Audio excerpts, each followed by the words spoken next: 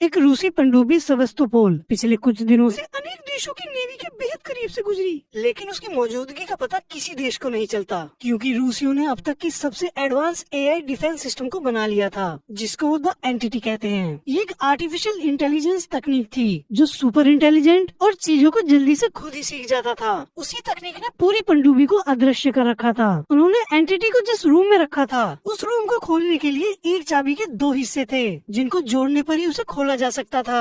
अब पनडुब्बी जैसे ही आर्कटिक महासागर पहुंचती है, वहाँ एंटिटी उनकी तरफ आते एक अमेरिकन पनडुब्बी को डिटेक्ट करता है। अमेरिकन पनडुब्बी अचानक से रूसी पनडुब्बी पर अपना टारपीडो दाग देती है। जवाबी कार्रवाई करते हुए रूसी भी अमेरिकन पनडुब्बी पर अपने टारपीडो दाग देते हैं। अब टारपीडो जैसे ही रूसी पनडुब्बी से टकराने वाला होता है, तो टारपीडो गायब हो जाता है। रूसी कुछ समझ नहीं पाते, लेकिन फिर जब उनका टारपीडो जैसे ही अमेरिकन पनडुब्बी से टकराने वाला होता है, तभी अमेरिकन पनडुब्बी पूरी तरह से गायब हो जाती है। तो रूसियों को लगता है ये कोई तकनीकी खराबी थी, लेकिन तभी उन्हीं का टारपीडो पलटकर उन्हीं की पनडुब्बी से टकरा जाता है और उस पर सवार सारे लोग मारे जाते हैं। और उसी हादसे में एंटिटी के रूम की चाबियों के दोनों हिस्से भी खो जाते हैं। अब इसके कुछ ही दिनों बाद आईएमएफ का चीफ यूजीन ईथर हंट को एक मिशन देता है कि उसको वो पूरी चाबी ढूंढकर आईएमएफ को लाकर देनी है। साथ ही बताता है अभी उस चाबी का आधा हिस्सा उसी की एक पुरानी दोस्त एल्सा के पास है, जो उसने किसी कोरियर को मारकर हासिल करी है। और इस समय एल्सा अरब के रेगिस्तान रब अल खली में है।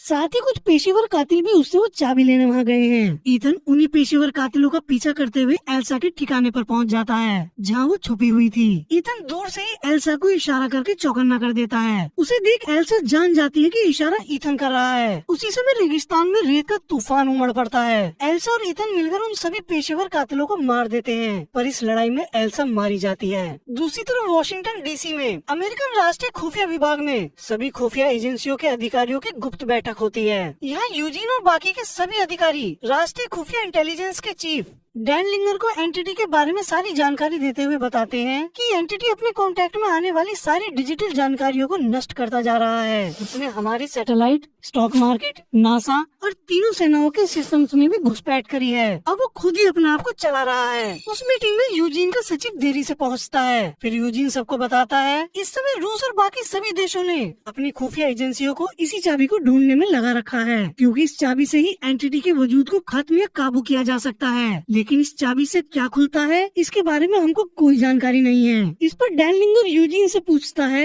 हम सबसे पहले इस चाबी को कैसे हासिल कर सकते हैं। तो यूजीन उसको बताता है मेरा एक एजेंट चाबी का एक हिस्सा एल्सा से लेकर आ रहा है, पर वो कब और कहाँ आएगा इसकी जानकारी मुझको नहीं है। फिर डैन लिंगर एल्सा के बारे में पूछता है, तो यूजीन बताता है वो पेशेवर कातिलों के हाथों मारी जा चुकी है और इस चाबी का दूसरा हिस्सा खरीदार के पास है, जो 72 घंटों के अंदर अबू धाबी एयरपोर्ट से होकर कहीं जाने वाला है। और ये दोनों हिस्से एक दूसरे से तभी जुड़ेंगे जब वो हिस्से असली होंगे। अगर एक भी हिस्सा नकली हुआ तो वो जुड़ेंगे ही नहीं, तो ये चाबी जुड़ेगी ही नहीं। तभी यूजीन का सचिव उसको एक छोटा सा एयर प्यूरिफायर देता है, जो उसने खुद भी पहन रखा था। वो वहाँ बेहोश करने वाली गैस के ब्लास्ट को करके सबको बेहोश कर देता है और फिर यूजीन के सामने अपना नकाब हटाता है। वो ईथन होता है। ईथन को अपने सामने देख यूजीन कबूल करता है कि एल्सा की सुपारी उसी ने ही दी थी, लेकिन असलियत तो ये थी कि एल्सा भी जिंदा थी, लेकिन ईथन ने उसकी सुरक्षा के लिए उसको मरा हुआ बताया था। इसलिए ईथन एल्सा के लिए उसको कुछ नहीं कहता, लेकिन चाबी का एक हिस्सा दिखाकर यूजीन से कहता है अब मैं इसके दूसरे हिस्से को ढूंढूंगा, फिर इस चाबी से जो कुछ भी खुलेगा उसको खोलकर मैं एंटिटी को नष्ट कर दूंगा। इस पर यूजीन उसको समझाता है ऐसा मत करना, क्योंकि जो एंटिटी को काबू करेगा पूरी दुनिया उसी के काबू में होगी। लेकिन ईथन के ना मानने पर यूजीन उससे पूछता है पर अब तुम यहाँ से बाहर कैसे निकलोगे। तो ईथन यूजीन के ही चेहरे का मास्क पहनकर उसको बेहोश कर वहाँ से निकलकर अपने साथी बेंजी और लूथर को सारी कहानी बता देता है और चाबी के खरीदार के बारे में बताता हुआ कहता है जिसके पास चाबी का दूसरा हिस्सा है वो इस हिस्से को खरीदना चाहता है और हम उसको अपना ये हिस्सा बेचेंगे और ये पता लगाएंगे कि वो आदमी इस चाबी को पूरा करके क्या चीज खोलता है। फिर बेंजी ईथन से पूछता है लेकिन हम खरीदार को पहचानेंगे कैसे। तो ईथन उसको एक लाइटर के आकार का डिवाइस दिखाकर बताता है ये डिवाइस चाबी की शेप की रेडियोलॉजिकल पहचान स्कैन करेगा और ये चश्मा उसकी कंप्यूटराइज्ड इमेज बनाएगा। तो बेंजी उसको पहनकर चेक करता है तो लूथर कहता है आखिर इस चाबी से क्या खुलेगा।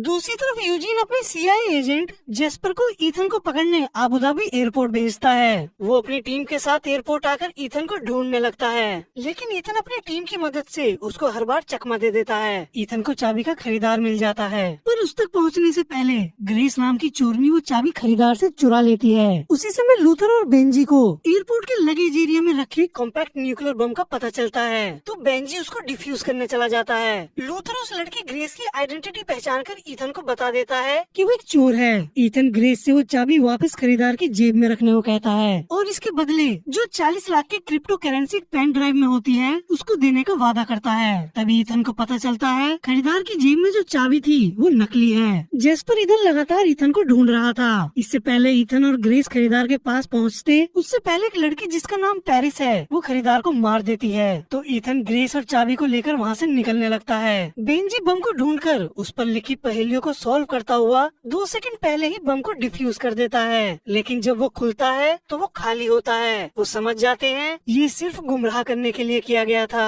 उसी का फायदा उठाकर ग्रेस ईथन की जेब से असली चाबी चुराकर ईथन के सामने से निकल जाती है और ईथन कुछ नहीं कर पाता। तभी ईथन को वहाँ गैब्रियल दिखाई देता है। उसको देखते ही ईथन जैसे ही अपना चश्मा उतारता है वो उसको वहाँ दिखाई नहीं देता, जैसे वहाँ कोई था ही नहीं। ईथन उसे देखकर घबरा जाता है। असल में वो ईथन के आईएमएफ एजेंट बनने से पहले उसका दोस्त और सहयोगी था। गैब्रियल ने ईथन के सामने उसको गोली मारी थी जिसको ईथन अपनी जान से भी ज्यादा प्यार करता था। तभी ईथन बेंजी और लूथर को वहाँ से तुरंत अलग अलग होकर निकलने को कहकर खुद भी निकल जाता है। इधर रूम में ग्रेस पकड़ी जाती है तो उसे बचाने के लिए ईथन उसका वकील बनकर वहाँ आता है। तो ग्रेस समझ जाती है उसी ने उसको यहाँ पकड़वाया है। तो वो ईथन से कहती है एक लड़की ने बेईमानी से जीना सीखा, इसमें गलत क्या है। फिर ईथन उससे कहता है अगर तुमको यहाँ से निकलना है तो उसका नाम बताओ जिसने तुमको चाबी चुराने को कहा था। तो ग्रेस बताती है मुझको एक कैफे में लिफाफा दिया गया था जिसमें अबू धाबी की टिकट और तुम्हारी फोटो थी, साथ ही मुझे तुम्हारा पीछा करना था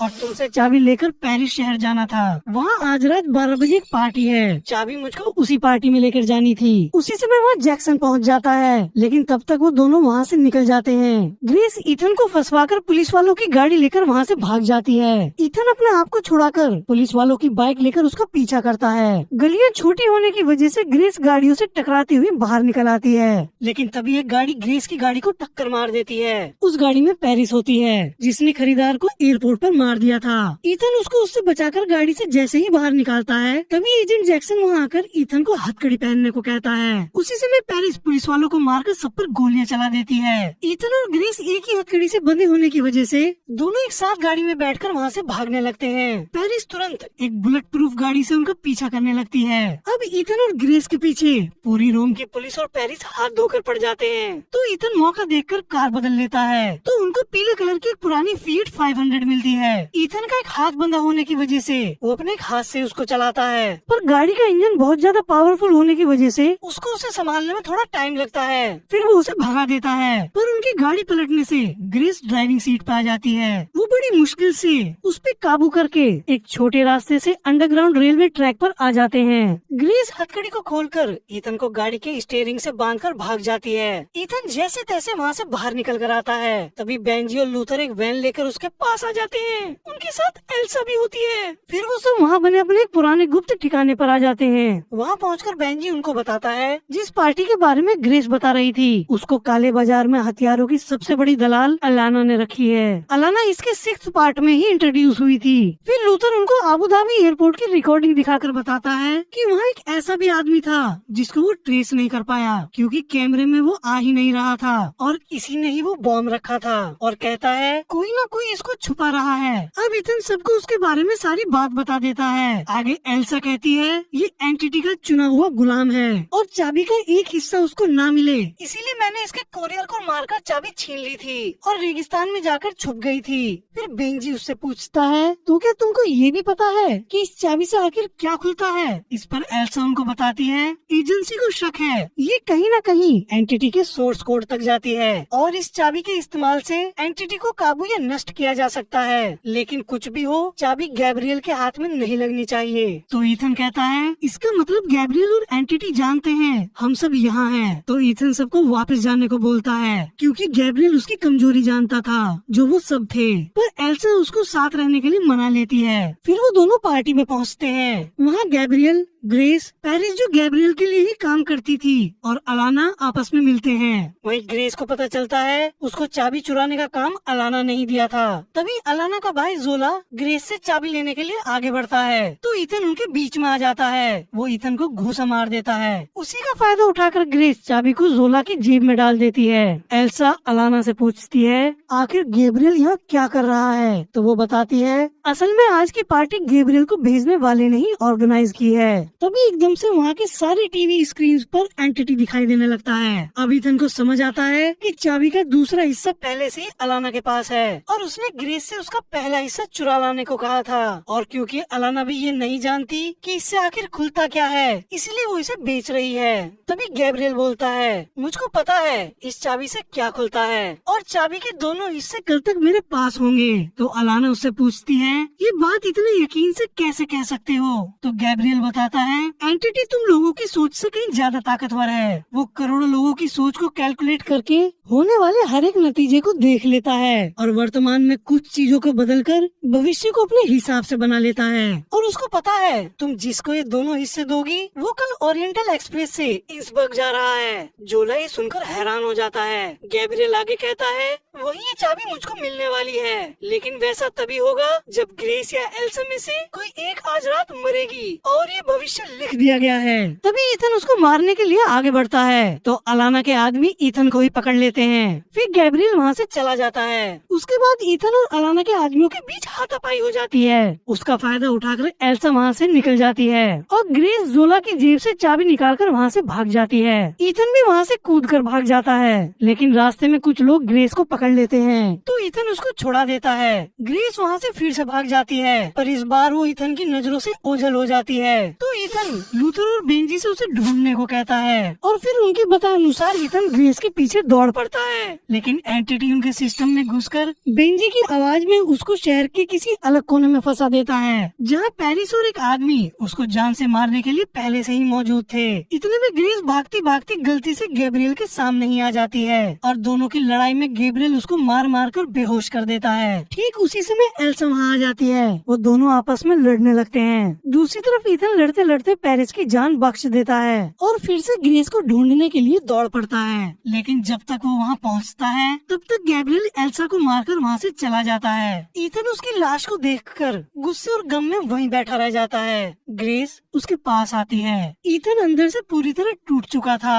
अगली सुबह वो लोग प्लान बनाते हैं कि ग्रेस अलाना का मुखौटा और ईथन अलाना के भाई जोला का मुखौटा पहनकर ट्रेन पर जाएंगे, और असली वालों को बेहोश करके ईथन चाबी लेकर ट्रेन से निकल जाएगा। तो ग्रेस उससे कहती है अगर तुम अकेले ट्रेन से कूद जाओगे तो मेरा वहाँ क्या होगा। तो ईथन उसे बताता है तुम पकड़ी जाओगी, फिर जेल में यूजीन नाम का आदमी तुमसे मिलने आएगा। उससे कहना मैंने तुम्हें भेजा है और तुम IMF के लिए काम करने को तैयार हो, और अगर तुम ऐसा करती हो तो तुम्हारी जिंदगी मेरे लिए मेरी जिंदगी से ज्यादा मायने रखेगी। उसकी बात सुनकर ग्रेस की आंखें नम हो जाती हैं, और वो साथ देने के लिए तैयार हो जाती है। उसके बाद लूथर ईथन को समझाते हुए कहता है मुझको पता है तुम एल्सा की मौत का बदला लेने के लिए गुस्से में गैब्रियल को मार दोगे, लेकिन ट्रेन पर जाकर सिर्फ दो ही बात हो सकती है, या तो तुम मारे जाओगे या तुम गैब्रियल को मार दोगे। और दोनों ही बातों में हमें ये नहीं पता चलेगा कि आखिर चाबी से खुलता क्या है, और एंटिटी यही चाहता है। इसलिए ट्रेन पर जाओ, चाबी लो और वहाँ से बिना गैब्रियल को मारे निकल आओ। ईथन को उसकी बात समझ आती है, लेकिन तभी अलाना के भाई वाला मुखौटा मशीन के खराब होने की वजह से जल जाता है। तो ईथन ग्रेस से कहता है अब तुमको अकेले ही ट्रेन पर जाकर खरीदार से मिलना होगा और उससे पता लगाना होगा कि इस चाबी से आखिर खुलता क्या है। इस पर ग्रेस घबराकर ईथन से कहती है तो तुम मुझसे वादा करो कि हर हालत में तुम ट्रेन पर आओगे। ईथन उससे वादा करता है। लूथर एंटिटी के ट्रेसेस को अपनी हार्ड ड्राइव में ढूंढने के लिए ऑफ ग्रिड चला जाता है, जहाँ सिर्फ एनालॉग डिवाइस होंगे, क्योंकि एंटिटी एनालॉग डिवाइस को छू भी नहीं सकता। इधर ट्रेन पर गैब्रियल ट्रेन के ड्राइवर और फायरमैन को मारकर ट्रेन के थ्रस्ट और ब्रेक को तोड़कर इंजन रूम का ताला लगा देता है। ग्रेस अलाना के भेष में असली वाली अलाना को बेहोश करके उससे चाबी का दूसरा हिस्सा लेकर खरीदार से मिलती है। वो खरीदार कोई और नहीं बल्कि यूजीन ही होता है। अलाना उससे कहती है, अगर ये चाबी मैंने आपको दे दी तो पूरी दुनिया मेरे पीछे पड़ जाएगी, इसलिए मुझे इस सौदे से पहले कुछ और भी चाहिए। तो वो जोला को बाहर भेजकर यूजीन को ग्रेस का पासपोर्ट देकर कहती है, तुमको इस लड़की की हर हालत में हिफाजत करनी होगी। यूजीन मान जाता है और उससे कहता है, मैं ग्रेस की नई पहचान बना दूंगा।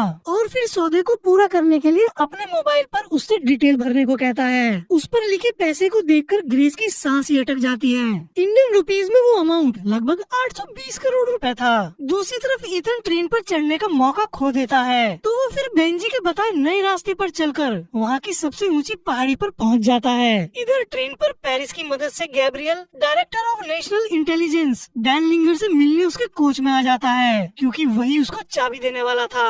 साथ ही वो गैब्रियल को बताता है कि हमारे एक एजेंट ने ही उस एआई को संघाई से चुराया था। वो खुद गायब रहकर किसी भी नेटवर्क की सिक्योरिटी को भेज सकता है और सब कुछ तबाह करके वहाँ से ऐसे निकल सकता है जैसे वो कभी वहाँ था ही नहीं। वो गुप्त रहने वाला एक बेहतरीन हथियार है और बताता है उसकी पहली कॉपी को रूस की पनडुब्बी सेवास्तोपोल में सैटेलाइट के थ्रू हमने ही भेजा था, पर हमको ये नहीं पता चला वो वहाँ कैसे ही खुद भ्रष्ट हो गया और उसने सब तबाह कर दिया। वहीं उस एआई ने अपना रूप बदला और एंटिटी बन गया, इसलिए उसके सोर्स कोड की मदद से उसको काबू या तबाह किया जा सकता है। इस पर गैब्रियल उससे कहता है, लेकिन इन सब में सेवास्तोपोल खो गया और किसी को नहीं पता वो कहाँ है। तो डैन लिंगर गैब्रियल से अपने साथ हाथ मिलाने को कहता है, तो गैब्रियल उससे ऐसा करने का कारण पूछता है, तो वो बताता है, मैं एक सुपर स्टेट बनाना चाहता हूँ जो पूरी दुनिया पर राज करे, और साथ ही बताता है कि मैं ही वो दुनिया का इकलौता इंसान हूँ जिसको सेवास्तोपोल की लोकेशन का पता है। उसकी बात सुनकर गैब्रियल डैन लिंगर का गला काट देता है, क्योंकि गैब्रियल को उसकी लोकेशन पहले से ही पता थी और अब वही अकेला बचा था जिसको उसकी लोकेशन का पता है। लेकिन साथ ही वो अपने साथी पेरिस को भी चाकू मार देता है, क्योंकि उसको पता था पेरिस सारी बात जाकर ईथन को बता देगी, क्योंकि ईथन ने उसकी जिंदगी बख्श दी थी। दूसरी तरफ ग्रेस अलाना के रूप में अपनी डिटेल्स डाल देती है। ट्रांजैक्शन शुरू हो जाती है। वो दोनों चाबी के हिस्से यूजीन को दे देती है। यूजीन उनको जोड़ता है। वो असली चाबियां होती हैं। इधर ईथन ट्रेन पर चढ़ने के लिए पहाड़ी से कूदने से पहले मरी, एल्सा और ग्रेस को याद करता हुआ इमोशनल हो जाता है और फिर अपनी पूरी ताकत लगाकर बाइक के साथ ही पहाड़ी से कूद जाता है और अपना पैराशूट खोल लेता है। इतनी देर में ट्रांजैक्शन पूरी हो जाती है, लेकिन ग्रेस उसको डिक्लाइन कर देती है और चाबी को यूजीन की जेब से निकालकर वहाँ से चली जाती है। तभी असली अलाना वहाँ आ जाती है। तभी यूजीन को पता चल जाता है कि दूसरी वाली अलाना उससे चाबी निकाल कर ले गई है, लेकिन जोला ग्रेस को पकड़ लेता है और उससे चाबी टेबल पर रखवा देता है। अब जैसे ही जोला का आदमी ग्रेस को गोली मारने वाला होता है, तभी ईथन ट्रेन की खिड़की को तोड़ता हुआ वहाँ आ जाता है, जिससे ग्रेस बच जाती है। लेकिन चाबी गैब्रियल के हाथ लग जाती है। वो उसे लेकर ट्रेन की छत पर चढ़ जाता है। ईथन भी उसके पीछे छत पर चढ़ जाता है। ग्रेस ट्रेन को रोकने के लिए उसके इंजन रूम का दरवाजा खोलने की कोशिश करती है, पर गैब्रियल ने उसको पहले ही लॉक कर दिया था। तो वो बाहर की तरफ से आकर उस पर चढ़कर इंजन रूम में जाने लगती है। वहीं छत पर ईथन और गैब्रियल आपस में लड़ रहे होते हैं। लड़ते लड़ते ईथन गुस्से में गैब्रियल के गले में चाकू घुसाने लगता है। वो लगभग उसे मार ही डालने वाला होता है। तभी जेस्पर अपने साथी के साथ वहाँ आकर ईथन को रोक देता है। फिर गैब्रियल अपनी घड़ी के टाइमर के खत्म होते ही ट्रेन से कूद जाता है। वो एक ट्रक पर जाकर गिरता है जो पहले से ही उसको वहाँ से ले जाने के लिए खड़ा था। वो तीनों उसे देखते रह जाते हैं। उसी समय ईथन जेस्पर को सिग्नल से टकराने से बचा लेता है। अब जेस्पर उसका साथ देने के लिए तैयार हो जाता है। गैब्रियल 3 मिनट का टाइमर ऑन करता है, जिससे ट्रेन के ट्रैक वाले पुल पर लगे बॉम्ब एक्टिवेट हो जाते हैं। फिर ईथन इंजन रूम में पहुंचकर देखता है ट्रेन का थ्रस्ट और ब्रेक दोनों टूटे हुए हैं। वहाँ ग्रेस चाबी को खो देने की वजह से उससे माफी मांगती है। तभी ईथन उसको चाबी दिखाता है जो उसने लड़ते समय गैब्रियल के जेब से निकाल ली थी। इस बात का पता जैसे ही गैब्रियल को चलता है, वो गुस्से से चीख पड़ता है। फिर ग्रेस और ईथन मिलकर इंजन को ही ट्रेन से अलग कर देते हैं, जिसकी वजह से डिब्बे अपने आप इमरजेंसी ब्रेक लगा देते हैं। पुल पर ब्लास्ट होने की वजह से इंजन नीचे खाई में गिर जाता है। फिर डिब्बों के एक एक करके गिरने से पहले ईथन और ग्रेस बड़ी मुश्किलों से उनको पार करने लगते हैं, लेकिन वो एक डिब्बे को पार नहीं कर पाते।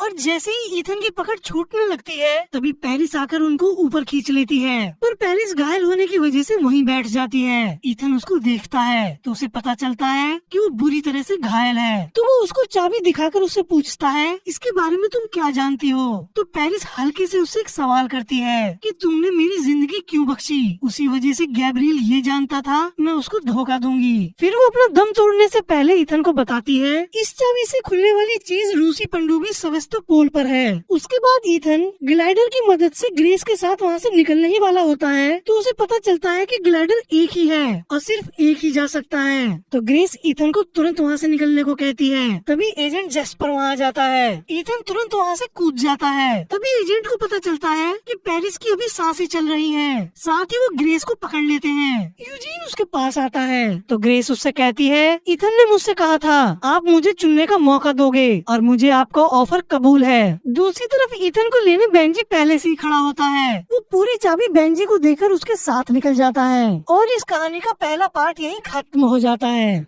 आशा करता हूँ कि आप सभी को ये एक्सप्लेनेशन पसंद आई होगी। और भी मूवी के एक्सप्लेनेशन सुनने के लिए आप हमारे इस चैनल को लाइक करें, सब्सक्राइब करें और साथ ही बेल आइकन दबाना ना भूलें।